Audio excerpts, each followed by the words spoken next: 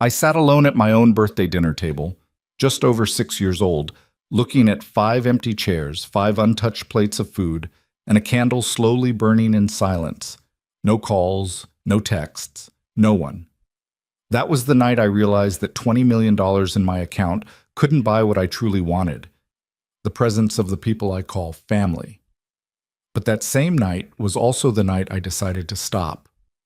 If you want to know what a silent woman can do when she truly awakens, hit like, comment the city you're viewing from so I know how far my story has come. And don't go anywhere. I want to tell you something I've never said out loud before. Not to my therapist, not to my oldest friend, not even to the one person who has known me longer than anyone else, myself. I want to tell you that for most of my adult life, I was invisible. Not the kind of invisible that comes from poverty or misfortune. The other kind. The kind that creeps in slowly while you're busy loving people who are too comfortable to notice you're disappearing. My name is Evelyn Hartwell. I am 61 years old, and until about 14 months ago, I had spent the better part of 3 decades making myself smaller so that the people around me could feel bigger. I cooked the meals, I remembered the birthdays, I drove the long routes to avoid inconveniencing anyone. I swallowed the complaints and smiled through the headaches, and told myself every single night that this was what love looked like. That sacrifice was the currency of a good mother, a good woman, a good human being. I was wrong. But I didn't figure that out until the night I sat alone at my own birthday dinner, listening to a candle burn down in the silence of a house where no one came. Now, let me take you back to where this really begins, because it didn't start at that dinner table. It started much earlier, in the accumulation of 100 small moments that I chose to ignore. My son Nathan was 42 years old, married to a woman named Lauren, who had, over the years, perfected the particular art of making you feel like a guest in your own family. She was efficient about it, never cruel enough to call out directly, but always precise. A comment about your shoes, a slight pause before answering your question, a way of turning to Nathan mid-conversation that let you know, without words, that your portion of the evening had ended. I had learned to navigate Lauren the way you learn to navigate a room with low ceilings, constantly aware, never fully at ease, always slightly bent. My daughter-in-law was not a villain, I want to be honest about that, but she was not kind either. She occupied a space in the middle that was somehow more exhausting than outright hostility, because it gave me nothing solid to push back against. Then there was my daughter, Claire, 38, living 40 minutes away, and somehow always 40 minutes too busy.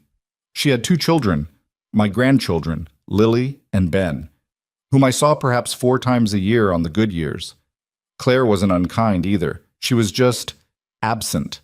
The kind of absent that comes wrapped in excuses so reasonable you can't argue with any of them, only feel the cumulative weight of all of them together. And Nathan. Nathan was the one I worried about most, because Nathan was the one who looked most like me. He had my eyes, my stubbornness, my tendency to believe that if you just worked harder, pushed further, refused to quit, things would eventually turn around. He had built a business, 2 actually, in commercial real estate development, and for a while it had seemed like he was going to be fine. More than fine. He carried himself with the particular confidence of a man who had never yet faced a problem he couldn't eventually outwork. But confidence is not the same as competence. And outworking a problem only works if you're willing to first admit the problem exists. That lesson, Nathan was still learning.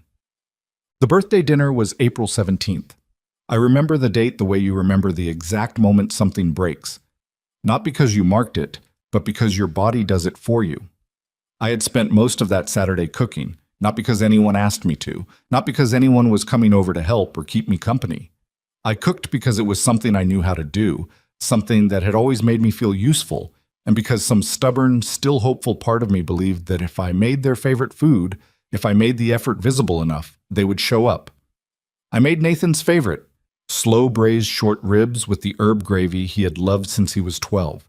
I made Claire's preferred dish, a lemon chicken with roasted asparagus she'd once told me tasted better than anything at any restaurant she'd ever been to. I made my late husband Gerald's potato gratin, the one he used to request every October, and I made it because cooking it made the house feel less quiet. I set the table for 5. I lit a candle in the center. I put on a dress I hadn't worn since Gerald's last birthday celebration, 3 years before he passed. It was dark green, slightly formal for a home dinner, but I wanted to feel like the occasion mattered. I wanted to feel like I mattered. At 6 o'clock, I sat down and poured a small glass of wine. At 6:30, I checked my phone, no messages. At 7, I called Nathan. It rang 4 times and went to voicemail. "Hey, honey, just checking to see if everything's okay. Dinner's ready when you get here. Take your time." I kept my voice light, casual, the voice of a woman who was not yet afraid of what the silence meant. At 7:45, I called Claire. She answered on the third ring, slightly breathless, and I could hear the television in the background and one of the children laughing at something. "Mom? Hey, what's up?" I made dinner. I thought maybe you were on your way." A pause. Brief, but the kind of brief that contains an entire conversation. "Oh, Mom, was that tonight?" 3 words. Was that tonight? As though I had told her about a dentist appointment I'd rescheduled twice already. As though my birthday was a footnote she'd half read and then set aside. "Yes," I said. "It was tonight. I'm so sorry. We had soccer, and then Jake took the kids to his mom's for the evening, and it completely slipped my mind." Another pause. "Are you okay? You don't sound okay." "I'm fine," I said, in the voice that meant the opposite. "Don't worry about it. Go enjoy your evening." I hung up before she could say anything else. Nathan never called back that night. I sat at that table for another 20 minutes after I hung up with Claire.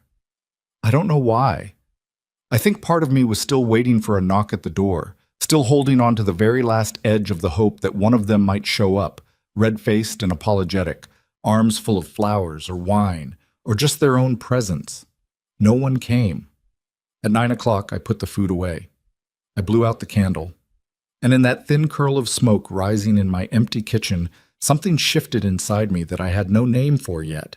Something that was not quite grief, not quite anger, but something older and quieter than either. Something that had been waiting a long time to be acknowledged. I did not cry that night. That surprised me. I had fully expected to cry. I'd been a crier my whole life. Not dramatically, not in public, but privately. In the dark.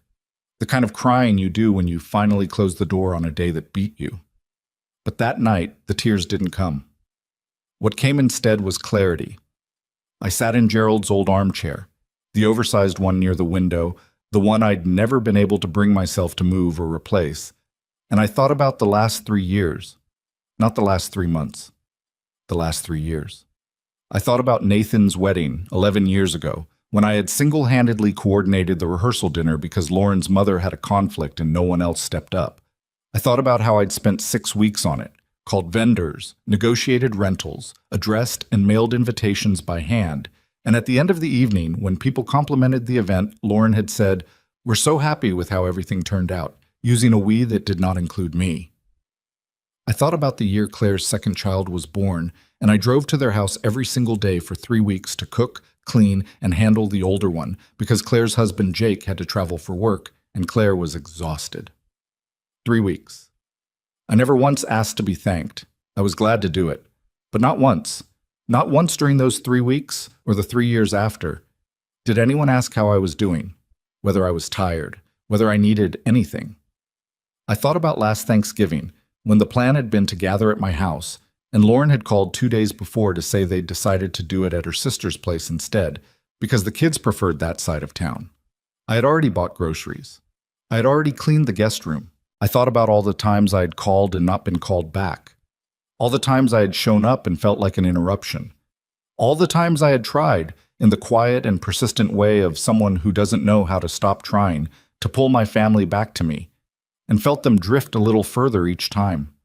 I thought, how long have I been sitting at empty tables? And the answer came back so clearly it almost knocked the breath out of me. Years. You have been sitting at empty tables for years. You just kept bringing new food. Now, I need you to understand something about me before I go further. I am not a woman who talks easily about money. I was raised in a household where finances were considered private to the point of being slightly shameful. You didn't discuss what you had. You didn't complain about what you didn't have. You simply made your decisions quietly and lived with them. My husband Gerald had the same instinct. He was a careful man, precise. He spent 32 years in commercial property management, and he understood at a bone-deep level that wealth, real, lasting wealth, is built in silence, not announcement. He used to say, the people who talk loudly about money are usually the ones who don't have enough of it to worry about. After Gerald died, I had inherited his discipline along with everything else. For the 6 years since his passing, I had continued building the portfolio we'd started together. I'd made conservative decisions. I'd worked with a financial advisor, a man named Marcus Whitmore, who had been with us since the early years and who understood, without needing to be told, that I did not need validation. I needed results. The results, over 6 years, had been significant. What had begun as a moderately successful investment portfolio had, through patience and a few carefully timed decisions in the commercial property sector, grown into something I still hadn't fully internalized. $22 million as of the last quarterly review. My children didn't know. I had never told them. Not when Gerald was alive and not after. Not because I wanted to keep secrets, but because I had always believed, had always hoped, that my children's relationship with me should have nothing to do with what I had. That they should want me present because they loved me, not because I was useful. The birthday dinner taught me the cost of that belief. The first week after the dinner, Nathan called once. He left a voicemail. His voice was casual, slightly distracted, the way it always was when he called between meetings. Hey, Mom. Sorry I missed your call the other night. Things have been crazy. How are you? Call me back when you get a chance. He didn't mention that it had been my birthday. He didn't mention the dinner. I don't know if he remembered. I don't know which possibility hurt more. I didn't call back immediately. This was new for me. In the past, I would have called back within the hour, willing to absorb whatever breezy non-apology came my way, willing to reframe his forgetting as simply being busy, simply being overwhelmed, because the alternative, that he didn't particularly care, was something I had spent years not letting myself believe. But I sat with his voicemail for 4 days. And then I deleted it. Not because I was punishing him, not yet. I deleted it because I realized, sitting very still in Gerald's chair, that I had nothing left to say that I hadn't already said in 100 different ways, over 100 different phone calls and dinners and gestures, and that the only thing I hadn't yet tried was silence. So that is what I offered. Silence. For the first time in my adult life, I stopped calling. I stopped following up. I stopped initiating. I stopped being the person who held the thread. And the thread, without me holding it, simply went slack. 3 weeks into my silence, I met with Marcus at his office downtown for a quarterly portfolio review. Marcus Whitmore was 64, methodical, and honest in the blunt way of someone who had long since stopped worrying about whether honesty was convenient. He had known Gerald since their 30s, and he'd known me almost as long. He was not warm, exactly, more like dependable, the financial equivalent of a well-built house. You didn't feel particularly comfortable in it, but you knew it wouldn't fall down around you. He spread the documents across the wide oak table and began walking me through the quarterly summary. Properties, tenants, lease renewals, rate adjustments, the usual rhythm. Then he stopped. Evelyn. He said my name the way he said it when something needed my full attention. Not urgency, just wait. There's something I want you to look at before we wrap up. He slid a single page across the table, a property map with several addresses highlighted in yellow. I recognized the general district, a commercial corridor on the east side of the city, a neighborhood that had been struggling for a few years but was slowly being repositioned. These 4 properties, Marcus said, are connected to the Hartwell Holdings Secondary Trust through a series of bridge loans that came due earlier this year. The original owners defaulted. The notes transferred to us as part of the restructuring. I looked at the addresses. I looked at the business names listed below them. My throat closed. 2 of the 4 businesses were registered to Nathan Hartwell. The other 2, to Lauren Hartwell, née Briggs. I looked at Marcus. He looked at me without expression, which was his way of being kind. He didn't tell you, Marcus said. It wasn't a question. No, I said. He did not. I looked back at the page. My son, who had not remembered my birthday, who had not returned my call for 3 weeks, who had called me once with a breezy "things have been crazy," was financially drowning. His businesses were failing. His properties were tangled in debt that had somehow, through the quiet machinery of my own portfolio, landed directly in my hands. I had not followed him. I had not investigated him. I had not been looking for this. His problems had simply walked into my life through the front door of a bridge loan. I sat very still.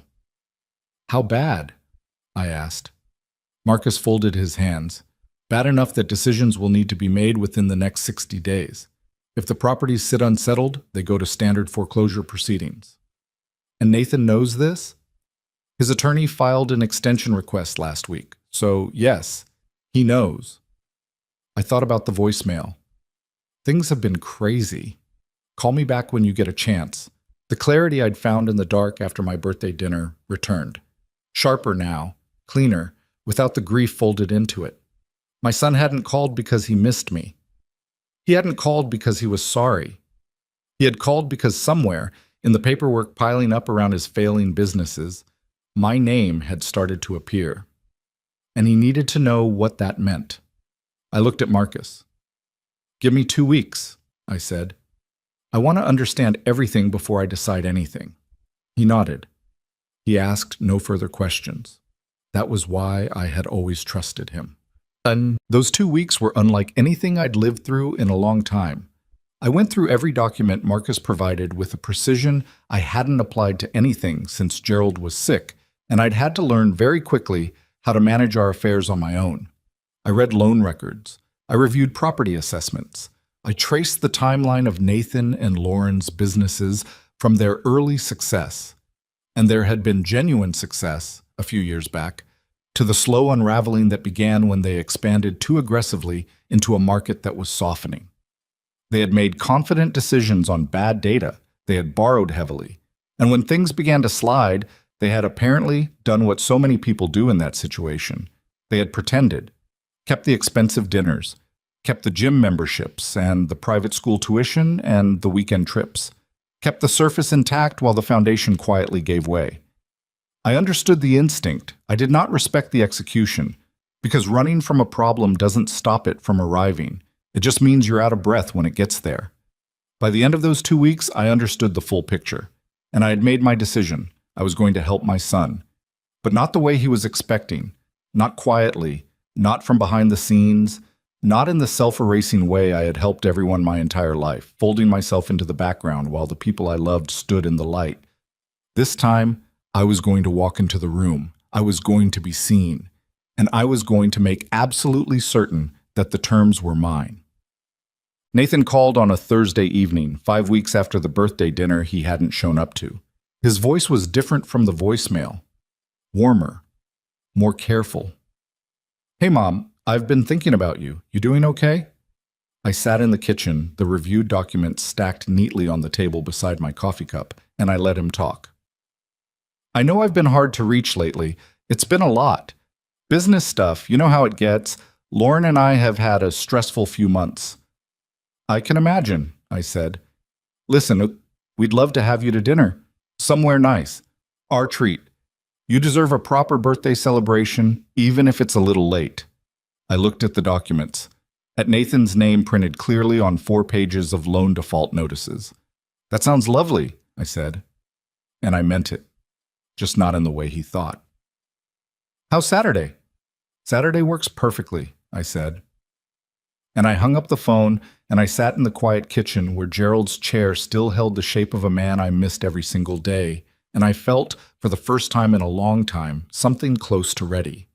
Not because I was planning to hurt anyone, but because I had spent 61 years being the woman everyone forgot, and I was about to remind them, all of them, exactly who they had overlooked. Saturday came the way inevitable things always do, quietly, without warning, already fully formed by the time you open your eyes.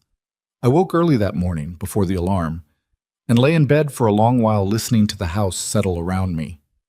Old houses do that. They shift and creak in the early hours like they're working something out, like they carry the memory of everyone who ever lived inside them and need time to sort through it all.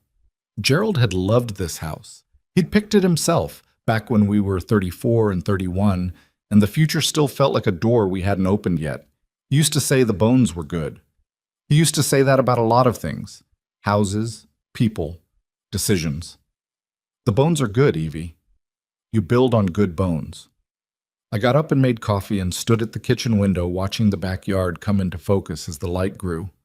The rose bushes I'd planted the spring after Gerald died were starting to bud again, early this year, on account of the warm weather in March. I hadn't planted them because I particularly liked gardening. I'd planted them because I needed something to tend that would give something back, something that would bloom whether or not anyone was watching. At the time, I hadn't understood what that impulse was telling me. Now I did. I carried my coffee to the table where the documents still sat, organized and indexed the way Marcus had taught me years ago. I didn't look at them again. I had memorized every number, every date, every name. What I needed this morning wasn't information. I already had all the information. What I needed was to decide very clearly who I was going to be when I walked into that restaurant tonight. Not who I had been for 61 years. The woman who smoothed things over and made room and absorbed the cost of other people's carelessness like it was her particular job in this world. Not that woman. I had retired her. Quietly, without ceremony, on the night she sat alone at a birthday dinner that no one came to. I needed to decide who was walking in through those doors in her place. I thought about Gerald, not with the aching longing I'd carried the first 2 years after he died, but the way you think about someone who shaped you, with something closer to gratitude than grief. Gerald would have hated this situation. He would have been furious at Nathan in a particular quiet way, the kind of fury that never raised its voice but left absolutely no room for negotiation. He would have said, "You don't disrespect your mother and then come looking for a rescue. That's not how this works." But Gerald wasn't here, so I would have to be enough. I drank my coffee. I took a shower. I put on the charcoal blazer I wore when I wanted to be taken seriously in a room, the one I'd bought for a property negotiation 3 years ago and worn exactly twice. I looked at myself in the mirror for a long time, not with vanity, but with the particular kind of assessment you do when you need to know if you're ready. I thought I was. I also thought I might be wrong about that, and that I'd find out soon enough either way. Otto. The restaurant Nathan had chosen was called Oak Ridge Terrace. I knew it by reputation, the kind of place that charged $40 for an appetizer and called it small plates, where the lighting was designed to make everyone look a little better than they were, and where the wine list was a document rather than a page. It was the kind of restaurant people chose when they wanted to signal something, when they wanted the setting to do half the work of the conversation. I arrived 7 minutes early, which was intentional. I wanted to be seated before they arrived. I wanted them to walk toward me, not the other way around. The hostess brought me to a round corner table, Nathan's reservation, his choice of location, which told me something too. Corner tables were for conversations you didn't want overheard. He was already thinking about privacy, already aware that what was going to happen tonight needed walls around it. I ordered sparkling water and waited. They arrived together, which I expected. Nathan came through the door first, in a sport coat I recognized as relatively new, the kind of purchase that happens when you're trying to project confidence you no longer feel. Lauren was a half step behind him in a silk blouse the color of old cream, her dark hair pulled back, her face arranged in the expression she saved for occasions when she needed something. Not quite a smile, something more calibrated than that. Nathan spotted me and his face shifted into warmth immediately. Not the tentative warmth of someone who knows they've done wrong. The confident warmth of a man who had convinced himself that the dinner itself was an apology sufficient for all prior offenses. "Mom." He crossed the room and hugged me, which surprised me slightly. He wasn't typically a hugger. He smelled of the same cologne he'd been wearing since his mid-30s, and the familiarity of it did something to my chest that I immediately and firmly set aside. "You look great. You look really great." "Thank you, sweetheart," I said. Lauren leaned in and pressed her cheek briefly against mine, the way European women do it in films, without actual contact. "Evelyn, it's so good to see you." "You as well," I said. We sat. The menus came. The candle between us flickered in the air conditioning. For the first 10 minutes, we did the thing families like ours are very good at. We performed normalcy. Nathan asked about the roses. Lauren mentioned that Lily had a recital coming up. I asked about Ben's new school, and Lauren said he was adjusting, which could mean anything and probably meant something specific that she didn't want to get into. It was pleasant. It was almost convincing. And then, because I had decided to pay attention tonight rather than simply participate, I started to notice the architecture of it. Nathan refilled my water glass without being asked. Lauren laughed a little too readily at something I said that was only mildly funny. They both let me finish every sentence, which was not their typical pattern, particularly Lauren, who had a habit of pivoting mid-conversation toward her own interests with the practiced ease of someone who'd never had to work hard to hold a room. They were managing me, carefully, attentively, with evident preparation. The realization didn't make me angry. It made me more alert. There is a difference between anger and attention, and I needed the second one tonight. We ordered. Nathan insisted I get whatever I wanted, his hand gesturing broadly toward the menu in a way that was meant to seem generous and landed instead as slightly theatrical. I ordered the sea bass. Lauren ordered a salad.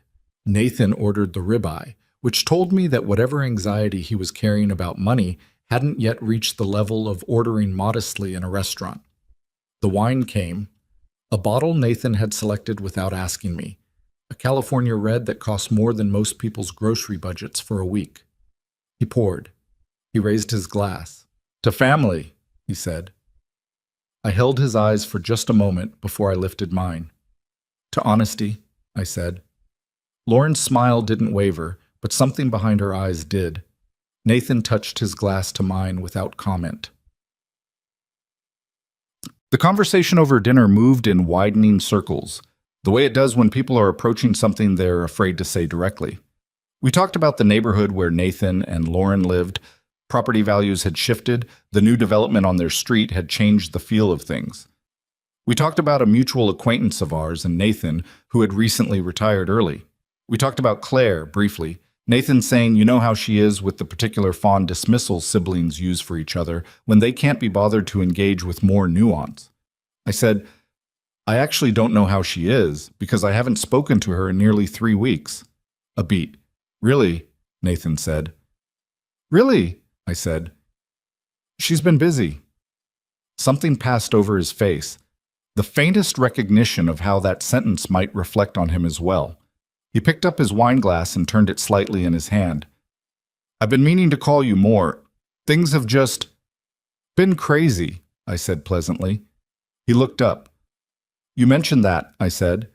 "In your voicemail, the one you left after my birthday." The word birthday fell between us with a particular weight. Lauren was suddenly very focused on cutting something on her plate. Nathan set his wine glass down. "Mom," he said, "I owe you an apology for that. I do. We had a lot going on and I dropped the ball. I'm sorry." I looked at him. He seemed sincere, and he probably was, in the limited way that people are sincere when they apologize for something they believe they've already moved past. "Thank you," I said simply. And that was all I said, which I could see unsettled him. He was expecting more: reassurance, forgiveness, the full release of tension that usually followed an apology in our family. The part where I said, "It's all right, I know you're busy, it doesn't matter." The part that made everyone comfortable again and allowed us to pretend the moment hadn't happened. I didn't give it to him. "So," I said, "what is it that's been going on? You said things were difficult. Tell me." Another beat. Longer this time. Lauren looked up from her plate.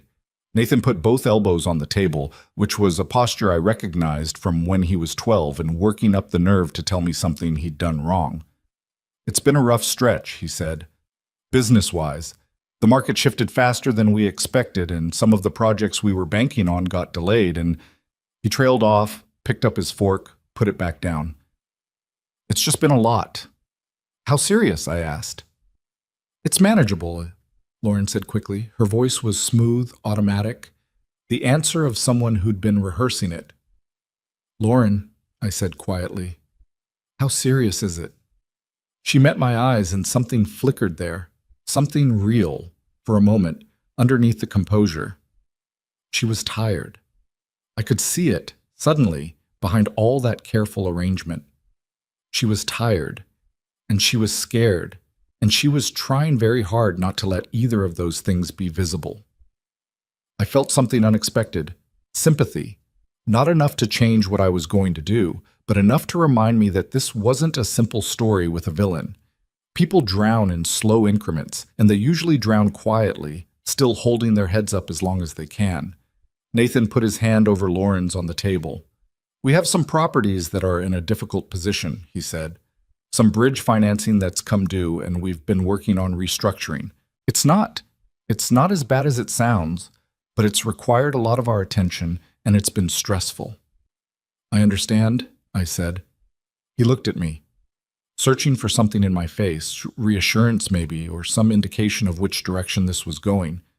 "We're working through it," he said. We wanted to see you. We wanted to have a good night. You deserve that. You deserve better than what we've been giving you lately, and we know that." It was genuinely said. I believed him. And I also knew it wasn't the whole sentence. The whole sentence came a few minutes later, after the entrees were cleared and the dessert menus arrived, which neither Lauren nor Nathan even glanced at, because they were past the part of the evening where the pretense required ordering dessert. Nathan leaned forward slightly, his forearms on the table, his voice dropping half a register. "Mom," he said, "you've always been smart about money, smarter than anyone I know, honestly.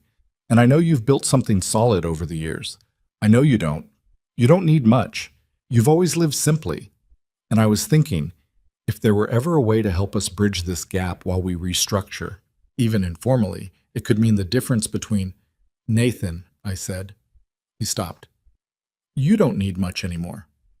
I repeated his words back to him, the same quiet tone, no accusation in it. Just the words themselves, sitting there on the table between us like something he'd dropped. He heard them the way I meant him to. The color shifted in his face, not red, more like the color draining from something that was already pale. "I didn't mean it like that," he said. "How did you mean it?" "I meant that you're not extravagant. You've never been. You live in the same house you've lived in for 30 years. You drive a 4-year-old car. I drive a 4-year-old car because I like it," I said, "not because I can't afford anything else." He was quiet. Lauren had stopped pretending to look at the menu. "Mom," Nathan said, and his voice was different now. The rehearsed version was gone, replaced with something more uneven, more honest. "I don't know how to do this better. I know we've been absent. I know you deserved more and we didn't give it to you. And I don't have a good excuse for that.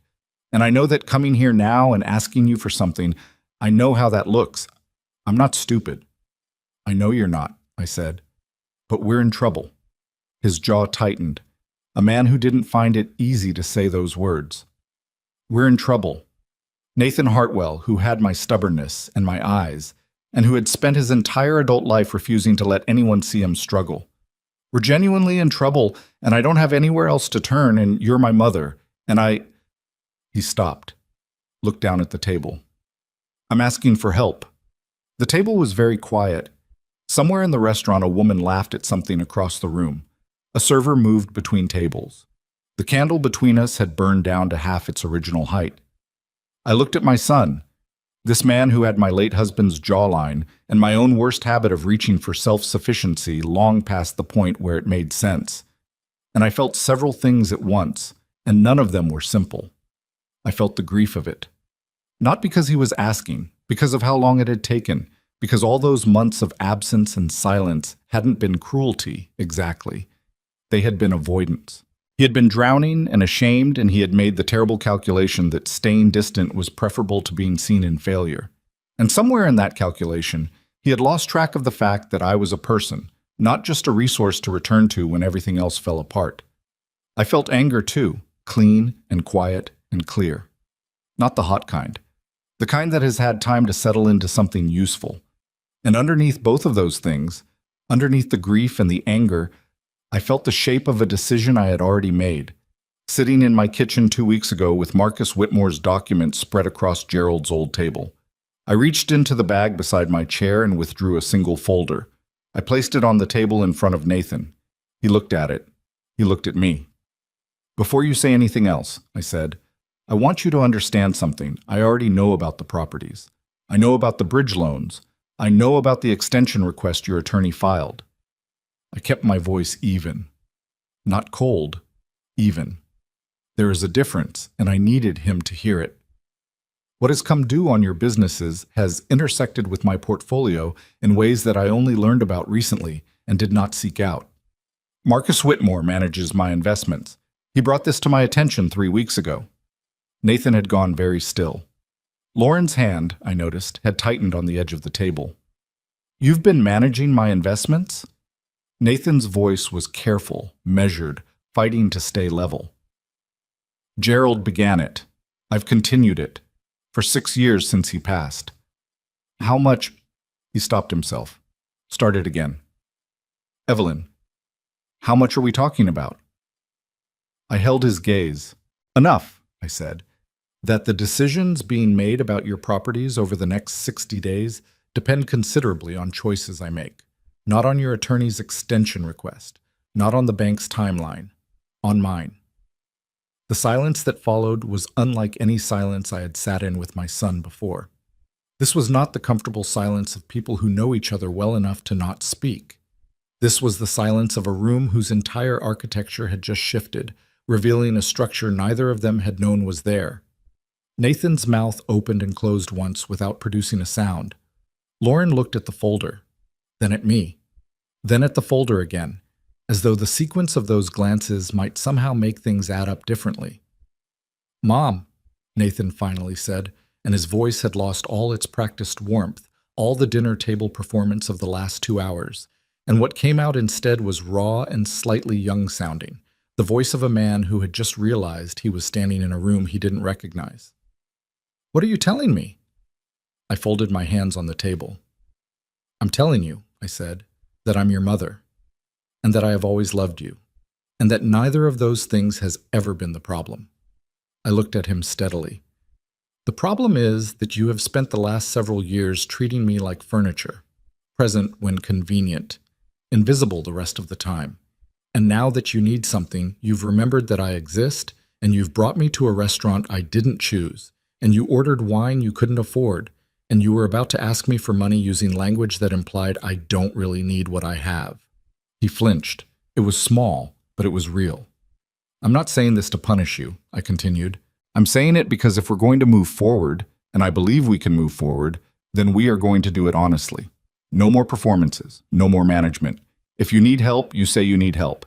If I feel invisible, I say I feel invisible. That is the only version of this family I'm willing to be part of. Nathan stared at me. Something was working its way across his face that I hadn't seen there in years. Not since he was maybe 17, maybe 18, in the months after a falling out with a close friend that had broken something open in him temporarily before life sealed it back up again. It was the look of someone who was actually listening.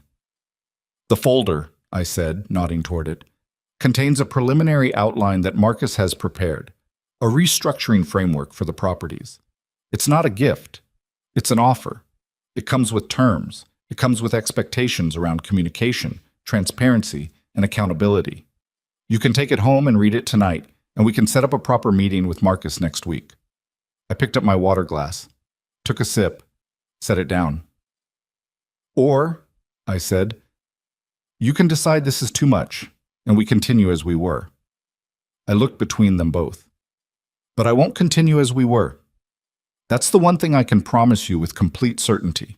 The version of your mother who waited at empty tables has retired. Whatever comes next, it's going to look different. Nathan looked at the folder, then he picked it up. He held it in both hands the way people hold things they don't yet know what to do with. Carefully, with a kind of suspended judgment, waiting for the weight of it to tell them something. Okay, he said quietly. Just that. Okay. But it sounded different from the usual application of that word. It sounded like someone opening a door they'd kept closed for a long time, not knowing what they'd find on the other side, but finally out of reasons to keep it shut. Lauren said nothing.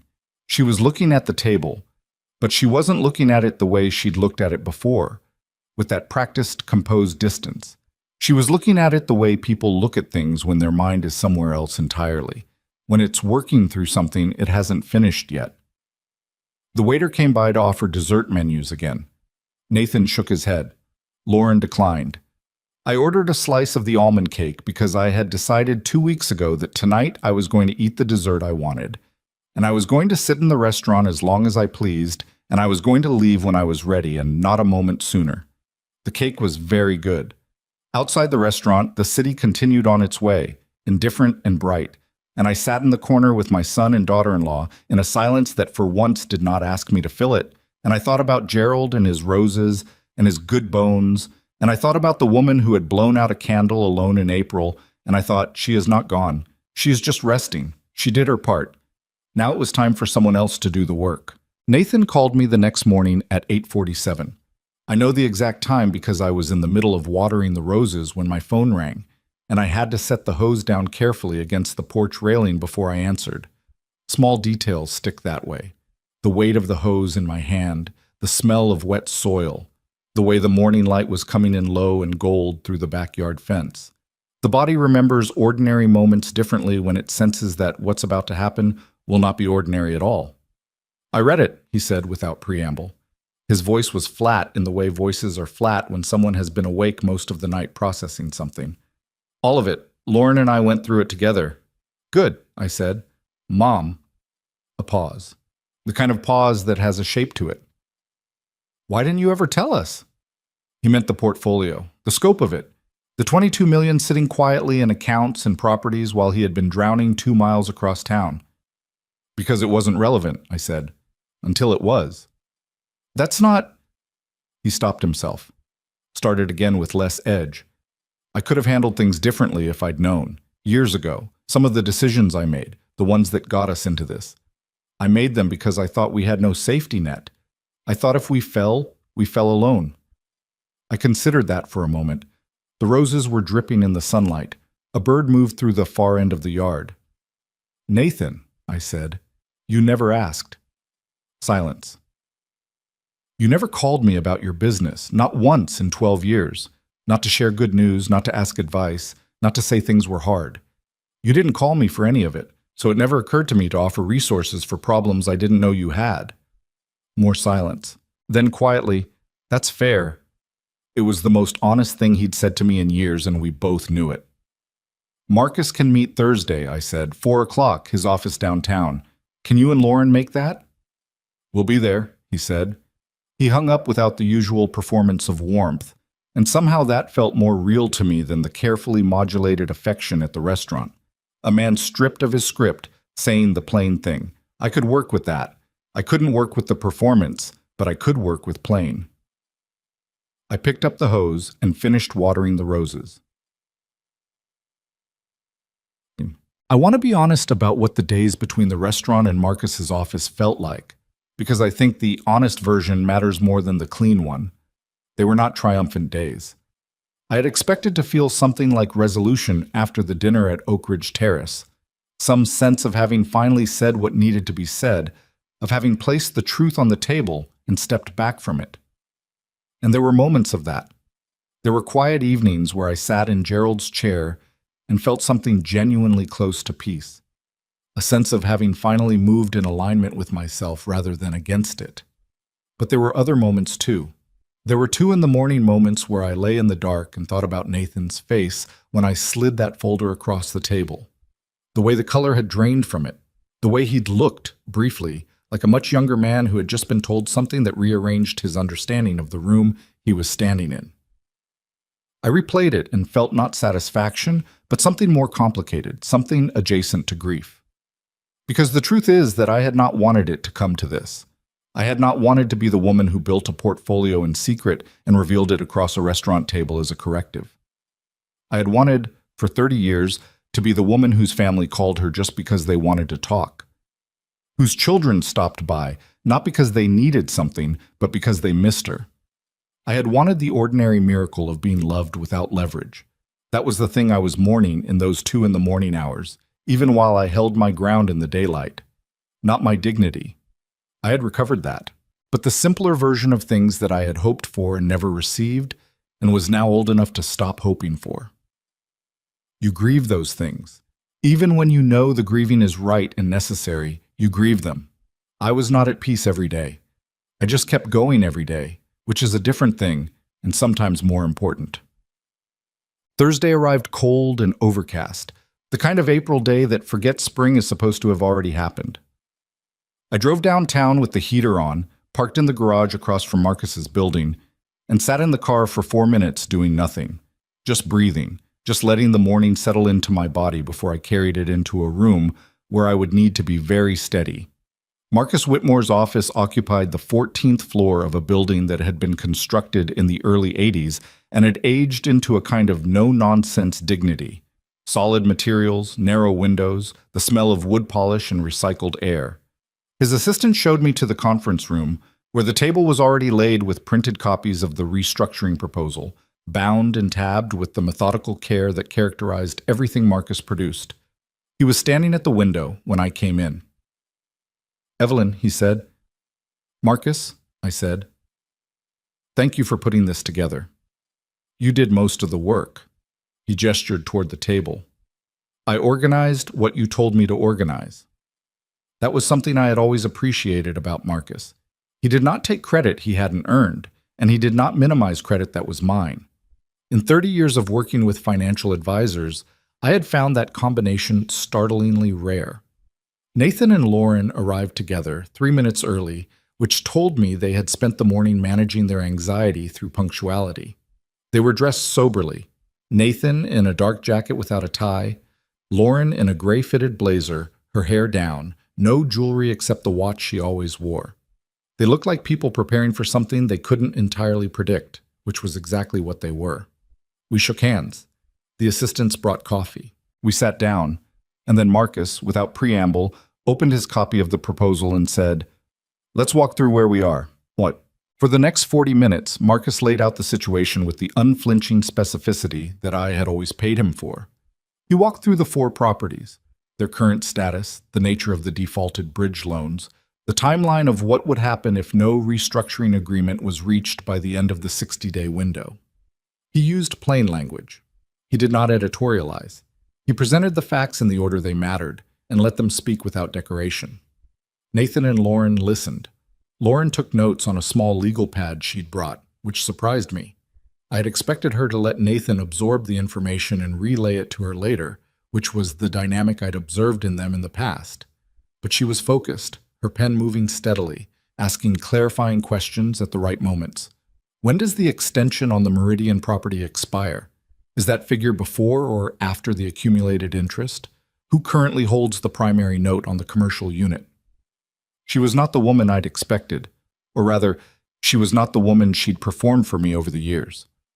Underneath the careful social composure was someone who actually understood what she was looking at, someone who had been paying attention, even when she'd given the impression she was merely present. I filed that information away. I wasn't sure yet what to do with it. When Marcus finished the overview, he folded his hands and looked across the table at Nathan. "The restructuring framework your mother has proposed is viable. It's not without conditions, and some of those conditions will be uncomfortable. But if you're asking me whether the math works, it works." Nathan nodded once. "What are the conditions?" Marcus looked at me. I had decided weeks ago that I would say this part myself, not because Marcus couldn't handle it, but because these were my terms, and they should come in my voice. "The restructuring gives you a viable path out of this position," I said. "Marcus will hold the notes on your behalf through the Hartwell Holdings Trust, and will refinance at a rate that's manageable given your current income projections. But there are 3 things I need from you that aren't in those documents." Nathan was watching me carefully. Lauren had stopped writing. "The first is monthly reporting. Not to me directly, to Marcus. Revenue, expenses, a brief summary of where things stand. Not because I don't trust you, but because this is a business arrangement, and business arrangements require accountability. If something is going wrong, I need to know early enough to help, not after it's already become a crisis." Nathan said nothing. He nodded. "The second is communication. I'm not talking about check-in calls or forced family dinners. I'm talking about basic human decency.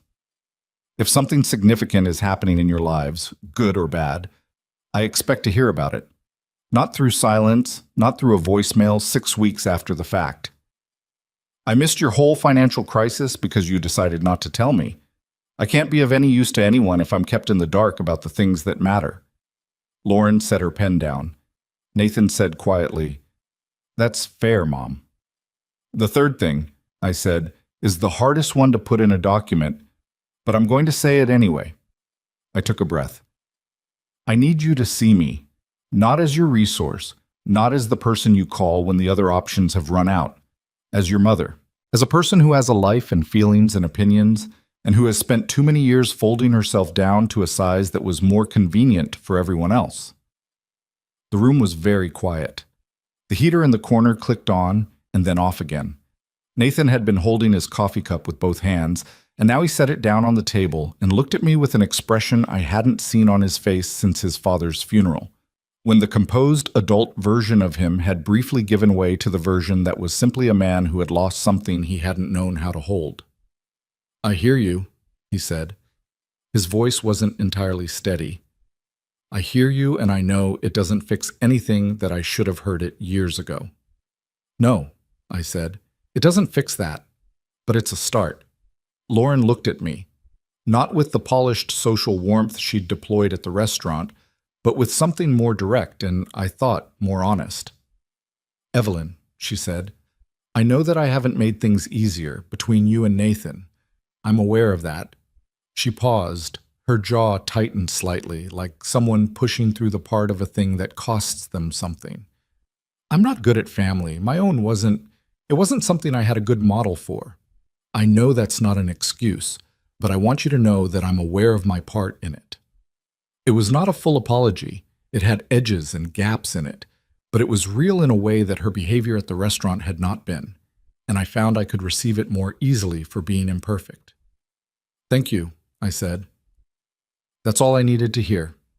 Marcus, who had been sitting in his characteristic stillness through all of this, cleared his throat gently. "Should I take you through the signature pages?" Nathan let out a breath that had been sitting in his chest for a while. "Yeah," he said. "Yeah, let's do that." We signed for 40 minutes. There were more documents than I'd expected, even knowing the scope of what we'd prepared. Marcus walked through each one with the steady patience of a man who had spent his career explaining complicated things to people who needed time to understand them without feeling talked down to. He was good at it. He had always been good at it. At one point, Lauren asked a question about the refinancing structure that was genuinely sophisticated, the kind of question that required understanding how the bridge loans interacted with the existing equity positions on two of the properties. Nathan looked at her with what I can only describe as a surprised respect, like seeing someone demonstrate a skill he hadn't known they had. She answered her own question halfway through it, working it out as she spoke, and Marcus confirmed she'd gotten it right. I watched Nathan watch his wife in that moment. Something softened in his posture, barely, briefly. But I saw it. People contain more than we let ourselves see, even the people we've known for decades, especially them sometimes. By the time the last document was signed and Marcus's assistant had gathered everything into the proper folders, it was nearly 6 o'clock. The overcast day had given way to an early evening that was gray and still, the city lights beginning to come up faintly through the narrow windows. Nathan stood and buttoned his jacket. He looked tired in the way people look tired after something that required them to be more honest than they were comfortable being. Not exhausted, but wrung out. Lighter, perhaps, but uncertain what to do with the lightness. "Mom," he said. He seemed to be working on something further, something he kept starting and abandoning. Then, simply, "Thank you." I looked at him. "Don't thank me for it," I said. "Thank me in 6 months when the reporting is on time and the properties are stabilizing, and you called me last week just because something funny happened and you wanted to tell me." He smiled. It was small and slightly unsteady, nothing like the practiced warmth from the restaurant, but it reached his eyes this time. "I can do that," he said. "I know you can," I said, and I meant it, not as reassurance, as a genuine statement of belief. Nathan was not a bad man. He was a man who had made himself too busy for the people who hadn't demanded enough of his attention, and who had mistaken absence for self-sufficiency and called it a virtue. It was not a unique failing. It was a very common one. But common failings still require correction. Lauren shook Marcus's hand and then turned to me. She hesitated for a fraction of a second, then stepped forward and hugged me.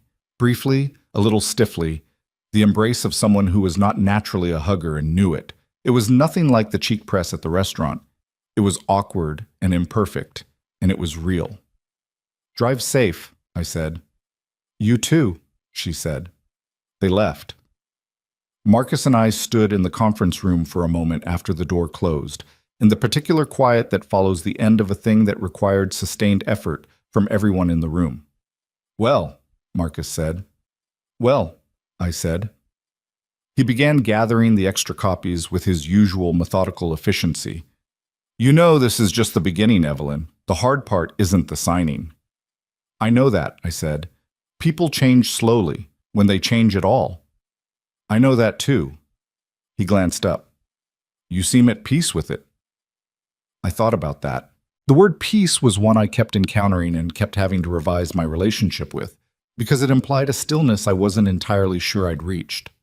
What I felt, standing in Marcus's conference room as the city outside got darker, was not exactly peace. It was more like clarity. The kind of clarity that comes not from a problem being solved, but from you finally seeing the problem as it actually was, without the distortions of hope or fear or the exhausting effort of pretending. The situation with Nathan was not resolved. It was restructured, financially, relationally, in terms of what each of us understood about what we expected from the other. Whether that structure held would depend on choices being made over the next months and years, choices I couldn't control and wouldn't try to. But I had done what I could do. I had shown up, I had been seen, I had set the terms. That was not a small thing. For someone who had spent 61 years making herself smaller so that other people could feel more comfortable, saying these are the terms and meaning it was, in fact, enormous. I picked up my bag from the chair beside the window. "Thank you, Marcus," I said, "for everything." He nodded once, that particular nod of his that contained everything he didn't feel the need to say out loud. "Call me if anything comes up." "I will." I rode the elevator down alone, 14 floors, watching the numbers descend on the small panel above the door. When the lobby opened up around me, marble floors, security desk, the glass front of the building giving onto the gray street, I walked through it without hurrying. Outside, the air was cold and had a faint smell of rain coming. I stood on the sidewalk for a moment and let myself feel it. The cold, the city noise, the particular sensation of standing on a street corner after something significant has shifted and the ordinary world doesn't know it yet. My phone buzzed in my bag. I looked at it, half expecting Nathan. But it wasn't Nathan, it was Claire. "Hey, Mom, haven't heard from you in a while. You okay?" I stared at that message for a long moment, standing on the sidewalk as people moved around me in the early evening. 8 words from a daughter I hadn't spoken to in nearly a month. 8 words that could mean anything. Could mean she'd noticed my absence. Could mean Nathan had said something to her. Could mean she'd had a moment of genuine feeling and followed it before she could talk herself out of it. I didn't know which one it was. I put my phone back in my bag without answering, not because I was punishing her, not because I didn't want to talk to her, but because I had learned, was still learning, imperfectly, in real time, that not every message required an immediate response from me, that my time and my attention were things I could offer when I chose to, not reflexes I had to perform on cue. I would call her, just not tonight. Tonight I had done enough. I had sat in a conference room and signed documents that restructured more than property loans. I had said 3 things that needed to be said and had held my ground through the discomfort of saying them. I had watched my son look at me and actually see me, maybe for the first time in years, and I had let myself be seen without flinching and without softening the edges. That was enough for one day. I found my car in the parking garage. I sat in it for a moment with the engine off, in the concrete quiet, the folder of signed copies on the seat beside me. I thought about the birthday dinner, the candle, the empty chairs, the woman who had sat there and absorbed it in silence, who had packed the food away and gone to bed and not cried, and who had woken up the next morning and begun, slowly, in her own private way, to change the conditions of her life. She had done all of that without an audience, without anyone to witness it or validate it or tell her she was doing the right thing. She had done it because it was the right thing, and because she was, at 61 years old, finally willing to be her own witness. I started the car. The parking garage opened onto the city, and the city was doing what cities do: moving, loud, indifferent, lit up against the coming dark. I drove home. I called Claire 3 days later, not because I had run out of reasons to wait, but because I had decided that waiting had served its purpose and continuing to wait would only become its own kind of performance, the mirror image of the one I was trying to dismantle. I didn't want to become someone who withheld herself as a strategy. I had spent too many years giving too much of myself without being asked, and I had no interest in overcorrecting into someone who gave nothing until the conditions were exactly right. That wasn't strength. That was just a different kind of control, dressed up as dignity. So I called. She answered on the second ring, which told me she had been waiting for it. Mom. Her voice carried that particular mixture of relief and guilt that I had heard in Nathan's voice, too, in the days after Oak Ridge Terrace. The voice of someone who had known they should reach out first and hadn't, and was now sitting with the awareness of that. Hi, sweetheart, I said. A beat. Then, I talked to Nathan. I figured, I said. He told me. I mean, he didn't tell me everything, I don't think, but he told me enough. She paused. I heard her moving through a room, a door closing, the sound of her settling somewhere private. Mom, I'm sorry. About your birthday.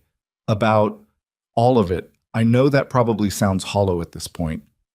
It doesn't sound hollow, I said. It sounds late, but late is better than never, she exhaled. You've changed. I've stopped pretending, I said. It's not quite the same thing. Silence. Then quietly, how long were you pretending? I thought about that question, really considered it, because it deserved a considered answer, and because Claire, whatever her failings in the past year, had just asked me something real. Long enough that I'd forgotten I was doing it, I said. That's usually when it becomes a problem. She didn't say anything for a moment. I could hear her breathing, slightly uneven, the way breathing gets when someone is working not to cry. I have the kids this weekend, she finally said. Jake's traveling. Do you want to come for dinner? Nothing fancy. I'm probably just doing pasta. Pasta on a Saturday night in her messy kitchen with 2 grandchildren I hadn't seen in 4 months. No restaurant, no occasion, no agenda. Yes, I said. I'd like that very much. I need to tell you about the week after Marcus's meeting, because it was the week when I began to understand what I had actually set in motion, and it was not the smooth, manageable process I had imagined when I was organizing documents at my kitchen table. The first sign came on Monday morning, when Marcus called to tell me that Lauren had contacted him independently, without Nathan, to ask a series of questions about the restructuring timeline. This was not unusual on its face. She was a party to the agreement and had every right to follow up. What was unusual was the nature of her questions. She wasn't asking about dates or figures. She was asking about what would happen to the agreement if circumstances changed significantly. If, for instance, the revenue from one of the properties came in lower than projected. If there were provisions for renegotiation. Marcus had answered her questions factually, and then, as was his habit, told me about the call without editorializing. I sat with that information for an afternoon. The most charitable interpretation was that Lauren was thorough, that she had read the agreement carefully and was doing her due diligence by understanding the contingency provisions. That was, in fact, entirely possible. The woman I had watched in that conference room, pen moving across her legal pad, asking precise questions about equity positions, was capable of exactly that kind of follow-through. The less charitable interpretation was that she was already thinking about the edges of the arrangement, about where the exits were. I chose to wait and see which interpretation the evidence supported, because I had learned, was still learning, that my instinct to assume the worst about Lauren was not always reliable. It had been shaped by years of feeling managed by her, and that shaping had its own distortions. But I noted it. I did not forget it. The dinner at Claire's happened on a Saturday that felt more like early winter than late April. A gray, wet day that kept the children inside and gave the whole afternoon the particular atmosphere of improvised domesticity. Toys on the floor, homework half finished on the kitchen counter. A dog I hadn't known Claire had gotten circling my ankles, hopefully the entire time I was there. When did you get a dog? I asked, stepping carefully around the animal, a medium-sized mutt with an anxious face and excessive energy. 8 months ago, Claire said from the stove, not turning around. The kids wanted one. I was outvoted. You have 2 children, I said. And you? Jake wanted one too, she said. I was outvoted 3-1. What's its name? His name is Biscuit. She said it the way people say the names of things they've grown attached to despite their best intentions. Don't read anything into it. Lily named him. Lily, who was 10 and had my late husband's dark eyes, came skidding into the kitchen in socked feet to inform me that Biscuit had once eaten an entire stick of butter off the counter and seemed fine about it. Ben, who was 7 and more reserved, stood in the kitchen doorway for a long moment studying me with the particular gravity of young children, before he said very seriously, Grandma, do you know how to play Uno? I do, I said. Do you want to play before dinner? I looked at Claire. She was stirring something on the stove, her back still to us, but I could see by the set of her shoulders that she was listening very carefully to this exchange. Absolutely, I said. Deal me in. Ben's face shifted in a way that reminded me so sharply of Nathan at 7 years old, that same involuntary brightness before he got old enough to learn to manage it, that I had to look at the wall for a second to keep my face steady. We played 3 rounds of Uno before dinner. Biscuit sat under the table the entire time and put his head on my foot, which I found deeply comforting in a way that I was not going to examine too carefully. Dinner was pasta, as promised, with a jar sauce that Claire had improved with things from the refrigerator. Garlic, a handful of spinach, some cheese she'd grated in at the end. It was the kind of cooking that didn't require a recipe and wasn't trying to impress anyone. I had made 100 meals like it, in the same general spirit of feeding people without ceremony, and sitting on the other side of it for once was unexpectedly moving. The children ate quickly and retreated to the living room. Biscuit followed them. Claire poured us each a glass of wine, and we sat across the kitchen table with the dinner plates still between us, and the house making its noises around us, and it felt, for the first time in what I realized was years, like something real. Nathan told me about the portfolio, Claire said. She was looking at her wine glass, turning the stem between her fingers. Not all of it. He said it was yours to share or not, but he told me it existed. It exists, I said. She nodded slowly. I've been trying to figure out how I feel about that, about not knowing, about why you never said anything. Does it bother you? She considered this with genuine care. That was something I had forgotten about Claire, that underneath the perpetual busyness, she was actually a careful thinker. She had gotten that from Gerald. It bothers me a little, she said honestly. Not the money, the privacy of it, the feeling that you were carrying this whole other life, and we never knew. I have a whole other life, I said. I've always had one. You both stopped being curious about it somewhere in your 30s. She looked up. I'm not saying that to be unkind, I said. I'm saying it because it's accurate and because I think we've had enough conversations recently where people dance around accurate things, and I find I don't have much patience for dancing anymore. Claire set her wine glass down. She had her mother's square jaw, my jaw. And when she said it the way she was setting it now, she looked more like me than she probably knew. You're right, she said. We did. I did. She pressed her lips together. I think it was easier to think of you as just mom, like a fixed point, someone who was always going to be there and didn't need anything and would just absorb whatever we gave her or didn't give her and be fine.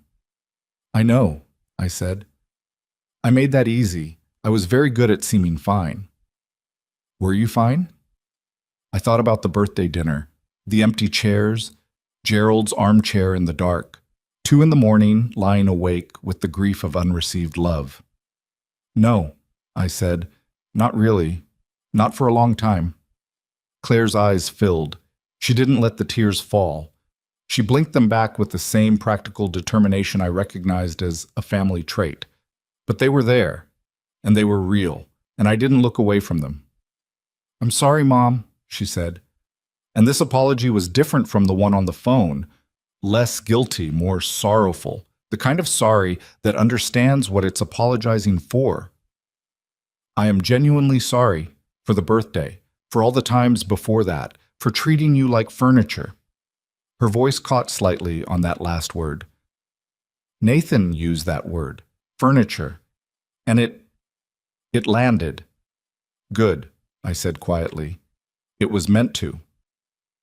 We sat together in the kitchen for another hour after that, not talking about the portfolio or the restructuring or the terms and conditions of the new arrangement, just talking about the kids, about the dog, about a book Claire had been reading that she thought I might like, about the neighborhood where I'd raised her and Nathan, and whether the bakery on Elm Street that she'd loved as a child was still open. I told her it had closed 2 years ago. She seemed genuinely sad about that, the way people are sad about small losses that represent larger ones. When I got up to leave, she walked me to the door and hugged me, properly, the way she used to when she was younger, before self-consciousness got between us. Long enough to be real. Can we do this again? She asked. Not for a reason, just dinner. Yes, I said. That's all I've ever wanted. The weeks that followed were not a transformation. I want to be clear about that, because I've lived long enough to distrust stories where people change completely and cleanly, where the conversation in the restaurant or the conference room or the kitchen becomes a clean line between before and after. Real life doesn't organize itself that way. Real change is ragged at the edges and slow in the middle and full of moments where you wonder if anything is actually different at all. Nathan's first monthly report to Marcus came in on time, which surprised me slightly. It was thorough, more thorough than I'd expected. Detailed revenue figures, an honest accounting of where the projections were falling short, a brief summary of the steps they were taking to address the shortfall. Marcus forwarded it to me with a single line of his own. Better than expected. Let's see if it holds. It was not the report of a man who was managing me. It was the report of a man who had made a commitment and was, so far, keeping it. The second report, 5 weeks later, came in 2 days late, and with a note from Nathan saying that the Meridian property had a vacancy issue they hadn't anticipated, and he wanted to talk through options before the next quarterly review. He called me directly, not Marcus. He explained the situation plainly, without spin, and asked what I thought. I told him what I thought. He listened. He didn't take all of my advice. He had his own read on the local market that differed from mine on one specific point, and he turned out to be right about it, which I acknowledged when the numbers came back in his favor. That moment, me acknowledging that he'd called it correctly, felt significant to both of us in a way that was hard to articulate. It was the first time we had talked about his work as equals rather than as a parent assessing a child's performance. It was uncomfortable for about 30 seconds, and then it was just normal. The way things can suddenly become normal once you stop pretending there's something else. Lauren was harder. I won't pretend otherwise. The call she'd made to Marcus about contingency provisions turned out to be exactly what the charitable interpretation had suggested. She was thorough, and she had followed up with 3 more questions over the next month, all of them legitimate. But she was also slow to warm, slow to let the performance fall away consistently. There were phone calls where I could hear her arranging herself before she spoke, measuring her words in a way that was better than the old social management, but not yet natural. I had a conversation with her alone, about 6 weeks after the conference room signing, when Nathan was occupied with a site visit, and she called me directly about a scheduling question related to the Hartwell Holdings trust documents. We handled the business quickly, and then she was quiet for a moment, and then she said unexpectedly, "Evelyn, do you actually think this is going to work? The family part, I mean, not the money." I was in the kitchen when she called, standing at the counter with the afternoon coming in through the window. I thought about the question honestly before I answered it. "I don't know," I said. "I think it has a better chance than it did. I think that's all we can honestly say." "That's not very reassuring," she said. "No," I said. "But it's true. And I've decided I'd rather have true things than reassuring ones." A pause. Then, "Nathan says that's exactly what his father was like." I was quiet for a moment. "Gerald was like that, yes," I said. "He had no patience for comfortable lies." "Nathan misses him," Lauren said. "More than he lets on, I think. He doesn't talk about it." "I know," I said. "He never has." "Maybe," she said carefully. That's something the two of you could. She stopped. Sorry, that's not my place. It might be your place, I said. I'm not sure all the boundaries have been fully drawn yet. We're still figuring out where they go. She made a small sound. Not quite a laugh, but something adjacent to one. Something with warmth in it. Brief and slightly surprised, like she hadn't expected to find it there.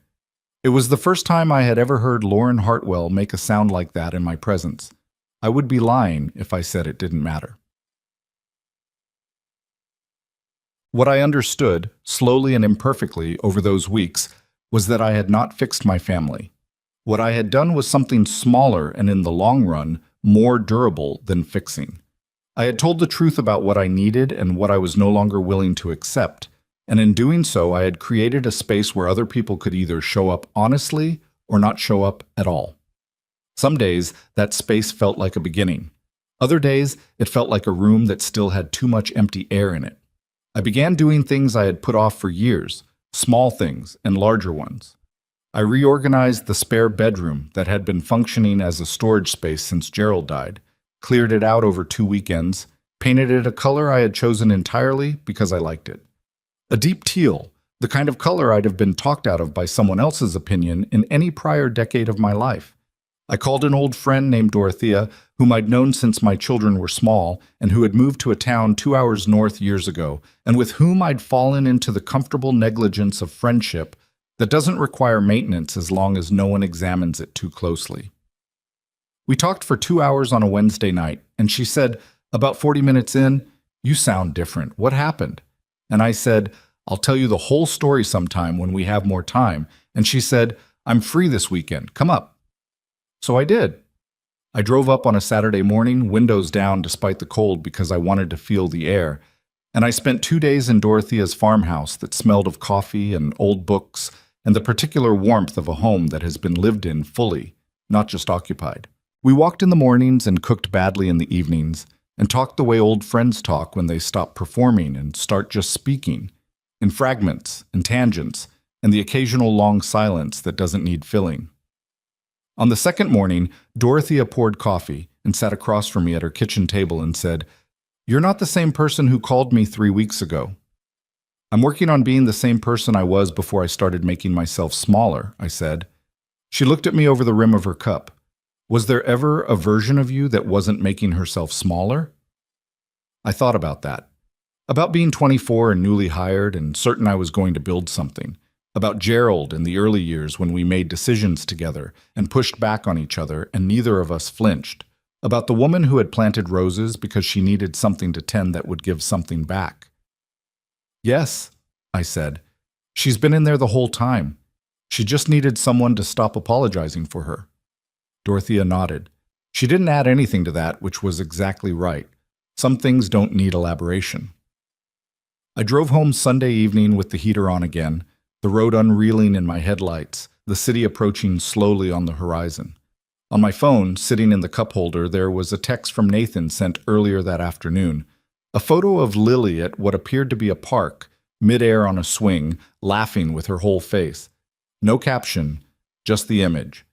I looked at it at a red light, this ordinary stolen moment of a child on a swing, and I felt something shift inside me. Not break, not flood. Just shift, like something long-held exhaling. I texted back a single heart. He sent one in return. It was not a reconciliation. It was not a resolution.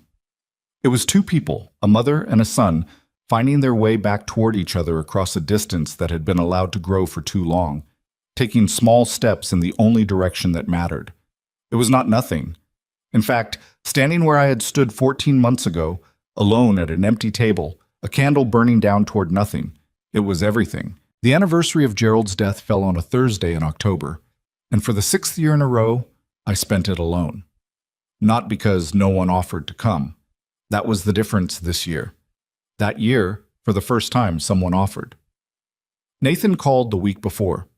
Not about the properties, not about the monthly report, not about anything related to the restructuring agreement or Marcus or the 60-day timeline that had long since been resolved. He called because he remembered the date, which was something I had not been certain he kept track of. and he said, "Dad's anniversary is coming up. Do you want company? I can come by. Lauren and the kids could come, or just me if you'd rather, or nothing. I just wanted you to know I remembered." I held the phone and looked out the window at the October roses, which had done something unexpected and bloomed a second time in the mild fall weather. Gerald would have called it stubborn. He meant it as the highest compliment. "Just you," I said. "Come for coffee in the morning. Not all day, just an hour." "Okay," he said. "No pushing, no managing, just okay." He came Thursday morning at 9 in a jacket against the cold, with a paper bag from the bakery 2 blocks from his office. The kind of pastries Gerald had liked, the ones with almond filling that I had never particularly loved, but that Nathan remembered his father requesting every time they visited a bakery together. He set them on the table without comment and poured his own coffee because he knew where the cups were, and we sat in the kitchen in the thin October light and talked about Gerald for 45 minutes. Not around him, not in the careful way people talk about the dead when they're managing the feelings of the living. We talked about him directly, about the things he said, the way he thought, the particular quality of his silences, which were never empty but always occupied with something he was working through. Nathan talked about a conversation he'd had with his father when he was 26, right before he launched his first business, where Gerald had said something that Nathan had disagreed with at the time and had been thinking about ever since. He told me what Gerald had said. I listened. I told him I thought Gerald had been half right and half wrong about it, and Nathan looked surprised for a moment, not at the opinion, but at being told it plainly, as though the possibility of my having a nuanced read on his father's wisdom had not previously been part of his working model of me. "You know," he said, turning his coffee cup in his hands, "I've been thinking a lot about what you said at Oak Ridge Terrace, the furniture thing." I didn't say anything. I let him continue. "I've been thinking about how that happened. How I let it happen, I mean, because I don't think I meant for it to." He looked at the table. "I think I just got busy, and you were always there, and being always there became the same thing in my head as being fine. Being okay. Not needing anything from me." "It's a common mistake," I said. "That doesn't make it okay." "No," I said. "It doesn't." He looked up. "I'm trying to do better. I know that's something people say." "People say it," I said. "And sometimes they mean it, and sometimes they don't. The difference shows up in what they do over the next year, not in the conversation where they say it." He nodded. "Fair." "Ask me again next October," I said. "We'll have data by then." Something crossed his face, not quite a smile, but the thing that lives near a smile, in the neighborhood of it. "Yeah," he said. "Okay." He left at 10:15. He hugged me at the door, a real one this time, not the performance from the restaurant, but the hug of a man who was still figuring out how to be in his body when the occasion required sincerity. Slightly too long, slightly too tight, the hug of someone who is putting effort into it rather than muscle memory. Which was fine. Muscle memory comes later. Effort comes first. I watched his car pull away from the window and then stood in the quiet kitchen for a while, in the presence of Gerald's memory and the October light and the smell of almond pastry that I had not eaten and would not eat, because I had never liked them and had simply never said so. Some habits take longer to break than others. The call that nearly undid everything came 6 weeks later on a Tuesday evening in November, from a number I didn't recognize. I almost didn't answer it. I had been in the middle of a book, an actual book, paper, something I'd picked up at Dorothea's recommendation about a woman who sails solo across the Pacific at 58, which was the kind of story I had recently developed a pronounced appetite for. And I had been sufficiently absorbed in it that the phone ringing felt like an intrusion. But I answered. "Is this Evelyn Hartwell?" The voice was male, professional, with the particular measured tone of someone who delivers information for a living and has learned to keep their own reaction separate from the delivery. "This is she," I said. "My name is Richard Okafor. I'm an attorney. I've been retained by your daughter-in-law, Lauren Hartwell. She's asked me to contact you regarding—" The book slid off my lap. "A proposed modification to the restructuring agreement signed in April. Mrs. Hartwell would like to arrange a meeting to discuss. Stop, I said. He stopped. I stood up from the chair, moved to the window without knowing I was doing it. Outside, the November street was dark and wet, leaves matted against the curb, a neighbor walking a dog under a streetlight that turned everything amber. Lauren retained you independently? I said. Not Nathan? A slight pause. I was retained by Mrs. Lauren Hartwell, yes. Does Nathan know you're making this call? Another pause, longer. I'm not in a position to speak to that, which meant no, or meant that the answer was complicated in a way that the attorney was not going to navigate for me. I thanked him.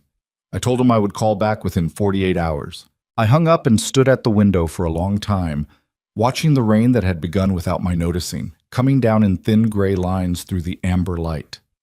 So, here we were. I had known, had told myself I knew, that this would not be clean, that people who have spent years in a particular dynamic do not exit it completely after one restaurant dinner and one conference room afternoon and a few months of improved phone calls. I had known that the change I was asking for was structural, and that structures resist change, and that there would be moments when the old patterns pushed back. But knowing something intellectually and feeling it at 10 o'clock on a wet Tuesday night while your book lies face down on the floor are two different things. I picked up the phone and called Nathan. He answered on the fourth ring, sounding like a man who was either already in bed or wished he were. Mom, everything okay? I got a call tonight, I said, from a Richard Okafor. He says Lauren retained him to discuss modifying the restructuring agreement. Complete silence. The kind of silence that tells you the person on the other end is not surprised by the information, only by the fact that you have it. Nathan, I said quietly, did you know about this? He took a breath. It's not what it sounds like. Tell me what it is. Another breath. I heard him move. A door, a room change, the particular acoustics of someone putting distance between himself and wherever he'd been sitting. Lauren has concerns about one of the clauses, the reporting requirements. She feels like it's more intrusive than the reporting requirements were a condition of the arrangement, I said, not an optional element. I know that. I told her that. His voice had an edge to it that wasn't directed at me, more like a man caught between two positions and trying to hold both without crushing either. She didn't agree with my assessment, so she hired an attorney. Yes. I pressed my fingers against the cold glass of the window. Nathan, I need to ask you something, and I need you to answer me honestly. Okay? Do you want to modify the agreement? A long pause. No, he said. I don't. The agreement works. The properties are stabilizing. The reporting, it's not comfortable, but it's kept us honest in ways I think we needed. He paused again. I told Lauren that. She disagreed. With you or with me? Silence. With the situation, he finally said. Lauren she has a hard time with the idea that someone has that level of visibility into our finances. Even if that someone is you. Maybe especially because it's you. There it was. The thing I had wondered about since Marcus told me about Lauren's first call. Not malice. Not quite. Something more complicated. A woman who had spent years managing the terms of her family relationships, finding herself in an arrangement where the terms were someone else's, and struggling with that in the way that people struggle with surrendering control they've held for a long time. I understood it. I did not accommodate it. Okay, I said. Here's what I want you to understand. I am not going to modify the agreement because Lauren is uncomfortable with transparency.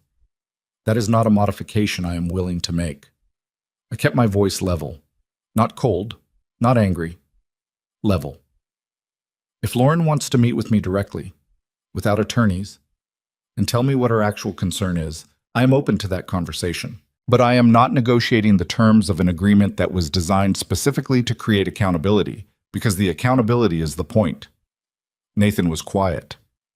If the agreement goes away, I said, the support structure around it goes away too. That is not a threat. It is how agreements work. You cannot keep the benefit and remove the condition. I know, he said. I know that, Mom. Do you need me to tell Lauren, or can you? A long exhale. I'll tell her, he said. I should have managed this before it got to you. I'm sorry. Don't apologize, I said. Just handle it. Okay? And Nathan, this doesn't change anything for me. Between us. I want you to know that. I'm not pulling back because of this. He was quiet for a moment, then, thank you. Good night, I said. I hung up and stood at the window a while longer watching the rain. I was not surprised. I was not devastated. I was something more tired than either of those things. The tiredness of someone who has done a hard thing correctly and is discovering that doing it correctly doesn't mean doing it only once. I went back to my book. It took me a few pages to find my place in it again, but I found it. Lauren called me herself 3 days later. No attorney, no Nathan. Just Lauren, on a Saturday morning, her voice stripped of its usual management layer in the way voices get when someone has had a few days to move through their defenses and come out the other side of them. I want to apologize, she said, for the attorney. It was my fear talking, not my better judgment. I appreciate that, I said. I want to explain something, if you'll let me. Not as an excuse, I just think you should understand where it came from. Go ahead, I said. She took a breath. My mother was, financially, she was controlled by my father for most of their marriage. She didn't have access to their accounts. She didn't know what they had or what they owed. She found out after he died that they were significantly in debt, and she had no warning and no tools to manage it. It nearly destroyed her. A pause. I've spent my entire adult life making sure that never happened to me, that I always had visibility, always had control, always knew exactly where the money was and what the terms were. I sat with that for a moment, the shape of it. The way a wound from one generation can become a reflex in the next, indistinguishable from a personality trait until something presses on it. And the reporting agreement felt like the opposite of that, I said. It felt like handing someone else the keys, she said, even though I know, rationally, that it's not the same. I know you're not my father, and this is not my mother's situation, but the feeling doesn't always care about the rational explanation. No, I said. It doesn't. I should have talked to you directly instead of calling an attorney, she said. I went around you because I was scared, and going around people is what I do when I'm scared. And I know that about myself, and I still did it. She paused. I'm working on that. I know, I said. You do? You're not the only one who's been paying attention, Lauren. A silence that had a different quality than the silences we'd shared before, less guarded. Something more like two people standing in the same room without armor. The agreement stays as is, I said. That part isn't negotiable, and I think you know why it can't be. But I want to tell you something that isn't in any document. I moved to the kitchen table and sat down. I am not your father, and I am not the enemy. I know that the last several years haven't given you much evidence that I'm on your side. I haven't been particularly visible in your life either, and some of that is because you kept me at a distance, and some of it is because I let you. Both things are true. I paused. I would like the next few years to look different, for both of us. Lauren was quiet for a long moment. I'd like that too, she said. Not with the smooth delivery of something practiced, with the slightly rough quality of something true. Then let's start there, I said. It was not the end of the difficulty between us. Anyone who tells you that one honest phone call resolves years of misaligned relationship dynamics is selling you something. We would still have uncomfortable holidays and conversations that went in the wrong direction and moments where the old patterns surfaced and had to be consciously redirected. That was the real work, and real work is neither fast nor clean. But it was a beginning, and beginning, I had learned, was the hardest part. I took my first solo trip in February. It had been on a list I'd kept in a notebook on my nightstand, one of those lists you make and then don't look at for years because looking at it would require confronting all the things you've been telling yourself you'll get to eventually. The list had been in that notebook for 11 years. Some items were small, some were not. See the coast. Not with anyone. Just me. Gerald and I had always meant to go to the Oregon coast together. We'd talked about it for years, a long drive north, a week in one of the small towns along the shore, the kind of reset that neither of us had ever quite made time for. He got sick before we made time for it, and then he was gone. And the trip became one of those things that lived in the category of things that didn't happen, which is a category that quietly expands over the years if you let it. I rented a small house in a coastal town I'd chosen from a map, 3 hours north, perched on a bluff above the water. I packed for 5 days. More books than clothes, which Dorothea pointed out was either a character strength or a problem, depending on how you looked at it. I drove up alone on a Tuesday morning with the heater on and a thermos of coffee in the cup holder and the radio cycling through songs I knew and songs I didn't.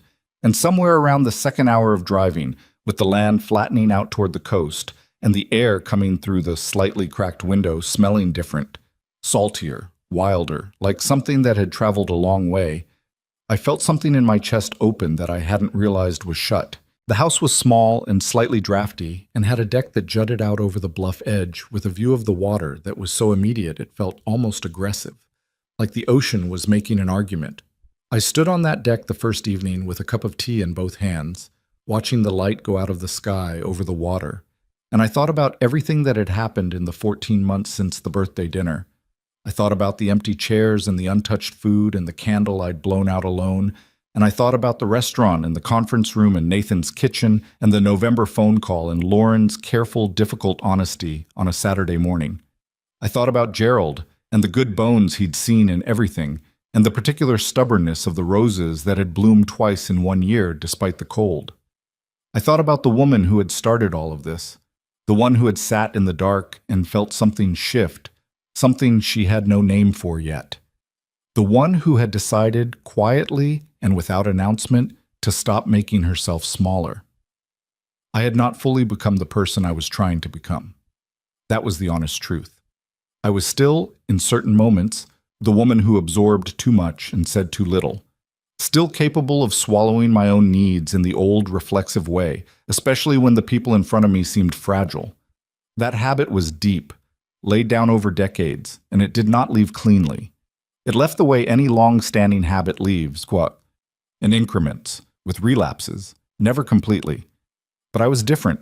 I could feel the difference in the way you feel a shift in weight when you've been carrying something for so long that you forgot it was extra, and then you set it down, and your body recalibrates, and you realize you've been walking lopsided for years. I stayed on that deck until the cold drove me inside. The second morning, I walked down the bluff path to the beach just after sunrise. The tide was going out, leaving behind those long, wet stretches of sand that reflect the sky, so that you're walking between two versions of the same light, the one above you and the one below, the world doubled and inverted. My phone was in my pocket, but I had silenced it. This was new for me. I had spent most of my adult life as a person who responded to things immediately, who kept herself available at all times because availability had been her primary way of demonstrating love. The phone silenced in my pocket, the ocean in front of me, the morning belonging entirely to itself. This was something I was still learning how to inhabit without guilt. I had been walking for about 20 minutes when my phone buzzed against my hip, despite the silence. A call, which bypasses sound settings. I looked at it. Claire. I stopped walking, looked at her name on the screen. The ocean moved beside me, indifferent and enormous. I answered. Mom, where are you? It sounds different. I'm on the beach, I said. A pause. You're at the coast? You didn't say you were going. I didn't know I needed to announce it, I said, but gently, without the edge that sentence could have carried. Is everything okay? Yes, everything's fine. Ben asked me this morning if you could come to his school thing next week, the science fair, and I was calling to ask, and now I feel like I'm interrupting something. You're not interrupting, I said. And yes. Tell Ben yes. I could hear her smile through the phone. He's going to be so happy. He's been working on this project about ocean currents for 3 weeks. I looked at the water. Ocean currents, I said. I know. Tell me about it. We talked for a few minutes about Ben's project, about Lily's upcoming recital, about a work thing of Claire's that had gone sideways and resolved itself before she had to deal with it, the ordinary accumulation of a life being lived. It was not a significant conversation. It was the kind of conversation that 14 months ago did not happen between us. The kind where nothing needed to be resolved or managed, where she was just calling because she wanted to tell me something, and I was just the person she wanted to tell. I stood on the wet sand between two skies and talked to my daughter about ocean currents and science fairs, and a dog named Biscuit who had apparently eaten another stick of butter and remained, against all reasonable expectation, perfectly fine. When we hung up, I stood still for a while. The tide was still going out. A long-legged bird I didn't know the name of was picking its way along the waterline with tremendous precision, considering each step. I thought about what I wanted to say to you, to whoever is listening to this, at the end of it, because I've been aware throughout this whole telling that the story isn't really about money. It was never about money. The 22 million was just the mechanism. The real story is what the money revealed when it finally entered the room, which was that I had spent 61 years believing that love was something you earned through endless availability, and that value was something you demonstrated through sacrifice, and that family was something you preserved by never asking too much of it. I was wrong about all three. Love that requires you to disappear is not love. It is convenience wearing love's clothing. And the cruelest thing about that particular deception is that it works best on the people who love most genuinely, the ones who give the benefit of the doubt, who absorb the slight without complaint, who tell themselves that this time was an exception and next time will be different. Those are the people who end up sitting alone at birthday dinners, blowing out candles in empty kitchens, talking themselves into believing that the silence is temporary, when in fact the silence is the answer. The silence was always the answer. I just hadn't been willing to hear it. What changed, what I want you to understand, because this is the part that matters, was not that I became harder. I did not become hard. I still cried when Nathan told me what Gerald had said to him when he was 26. I still felt a complicated love for Lauren that included frustration and sympathy in equal measure and was none the simpler for either. I still answered Claire's calls, still showed up for Ben's science fair, still kept the house in the neighborhood where my children had grown up because the roots of a life are not a weakness, they are just roots. What changed was that I stopped apologizing for having needs of my own. And that is a smaller thing than it sounds until you spend 60 years doing it, and then it becomes the largest thing in the world. I set terms because I had learned, finally, that a relationship without terms is not actually a relationship. It is an arrangement in which one person provides and another person receives, indefinitely. And the provider is expected to find this sufficient. I had found it sufficient for decades. I would not find it sufficient any longer, not because I had become selfish, because I had finally understood that having needs does not make you a burden. It makes you a person, and the people in your life, the ones worth keeping, should be able to hold the fact of your personhood without flinching. Some of them stepped up. Nathan, imperfectly and slowly, was stepping up. Claire, in her own distracted and well-meaning way, was trying. Lauren was a more complicated story, and I had made peace with the complication because Lauren was not my project to complete. She was a person working through her own history in her own time, and the best thing I could offer her was the same thing I was offering everyone else: honesty, consistency, and the clear demonstration that I was not going anywhere. I was not going anywhere. This was my life. My house with the roses and the drafty guest room painted deep teal. My portfolio that I had built with Gerald and continued building after him. My friendship with Dorothea and her farmhouse and her badly cooked dinners and her 2-hour phone calls. My grandchildren, Ben with his ocean currents and his solemn eyes, Lily with her recitals and her socked feet sliding into kitchens.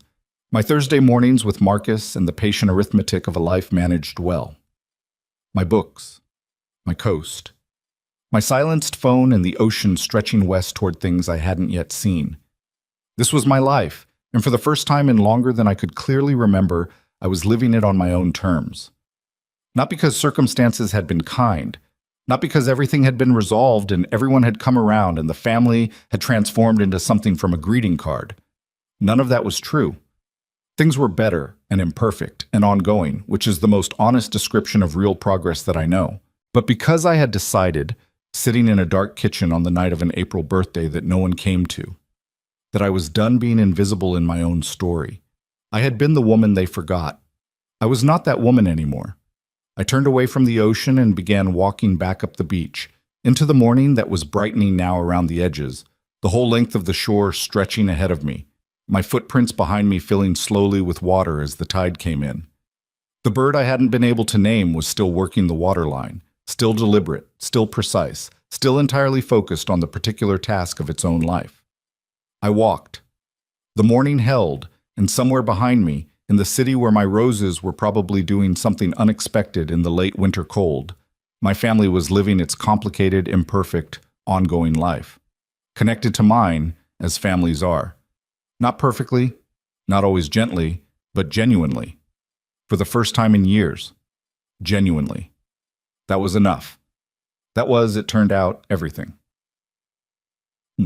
If this story found you at a moment when you needed it, if some part of Evelyn's journey felt familiar, if you recognized yourself in the woman who kept showing up to tables where no one came, then I want to say this directly to you.